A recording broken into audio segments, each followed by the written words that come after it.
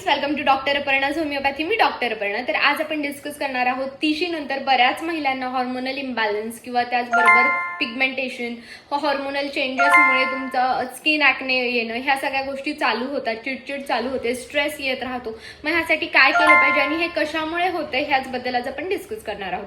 तर सर्वात पहिली सवय तुम्ही तुमच्या बॉडीला लावून घ्यायची ते म्हणजे सकाळी उठल्यानंतर सूर्यप्रकाश किंवा कोवळं होऊन घ्यायचे. त्यामुळे काय होतं, दिवसभर तुम्हाला जी लागणारी एनर्जी आहे ती मिळते, कारण की एनर्जी हॉर्मोन यामध्ये बूस्ट होतो आणि रात्री झोपेच्या वेळेला जो मेलाटोनिन नावाचा हॉर्मोन लागतो तो तुमचा बूस्ट रात्रीच्या वेळी होतो. त्यामुळे तुम्हाला वेळेत झोपही लागते आणि स्ट्रेस देखील कमी होतो, व्यवस्थित झोप येते.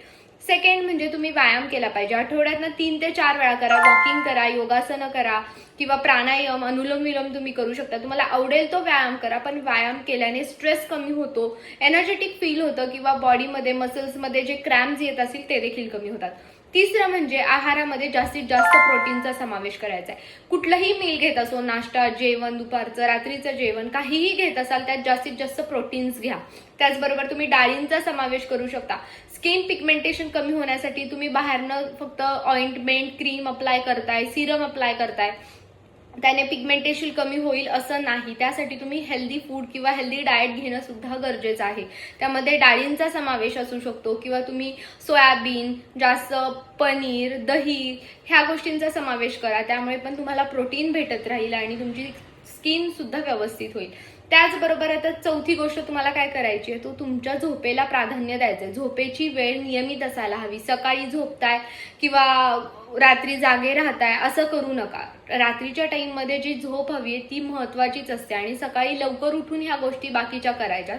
त्यामुळे तुम्हाला काय होतं, व्यवस्थित झोप झाल्यामुळे हॉर्मोन्स रेग्युलर राहतात, रेग्युलेट होतात, पिरियड्सचा प्रॉब्लेम होत नाही, स्किन ॲक्ने होत नाही, पिगमेंटेशन होत नाही, त्वचा ग्लो देखील करते. ह्या सगळ्या गोष्टी झोपेशी निगडीत असतात आणि त्यामुळे तुम्हाला बाकीचा त्रास जाणवू शकतो. त्यामुळे झोप व्यवस्थित घेतलीच पाहिजे. त्याचबरोबर पाचवी आणि शेवटची गोष्ट म्हणजे तुम्ही स्वतःला वेळ द्या.